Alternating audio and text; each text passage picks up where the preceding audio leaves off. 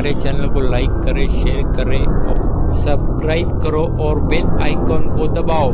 राहाता तालुक्यातल्या ममदापूर येथील बस स्थानकासमोर महिला चालक असलेल्या एका बस आणि दुचाकीचा झालेल्या विचित्र अपघातामध्ये श्रीरामपूर तालुक्यातील हरेगाव येथील 2 कॉलेज तरुण गंभीर जखमी झालेत। तरुणांना महिला चालक असलेल्या बसनं धडक देऊन जवळजवळ 30 ते 40 फूट फरफटत नेलं। MH14 BT 3224 क्रमांकाची बस ही शिर्डीहून बाबळेश्वर मार्गे श्रीरामपूरच्या दिशेनं संभाजीनगर येथे चालली होती, तर MH17 BC 1488 क्रमांकाच्या दुचाकीवर श्रीरामपूर तालुक्यातल्या हरेगाव येथील 2 युवक लोणी येथे ITI कॉलेजला बाबळेश्वरच्या दिशेने चालले होते। दुचाकी आणि बसची समोरासमोर धडक झाल्यानंतर बसनं दुचाकीला फरफटत नेलं।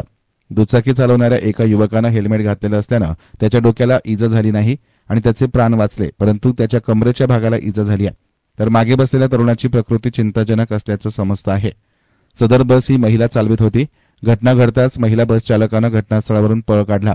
बस स्थानक परिसरात दोन्ही बाजूने गतिरोधक आहे। दोन्ही बाजूच्या गतिरोधकांच्या मध्यभागी सदर घटना घडल्यानं आश्चर्य व्यक्त होत आहे। सदरचं ठिकाण हा कायमचा वर्दळीचा आहे।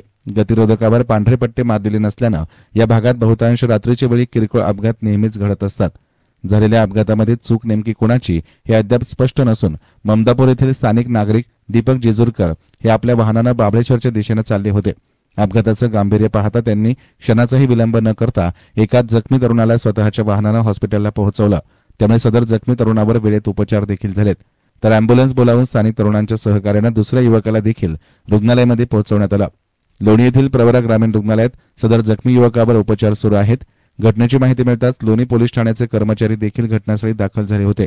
तसेच वाहतूक सुरळीत करण्यात आली। वाहन चालवताना हेल्मेट घातल्याचा काय फायदा होतो हे अपघातासमयी नागरिकांच्या लक्षात आलं, म्हणून आम्ही S9 चॅनलच्या माध्यमातून सर्वांना आवाहन करू इच्छितो की वाहन चालवताना प्रत्येकानं हेल्मेट अवश्य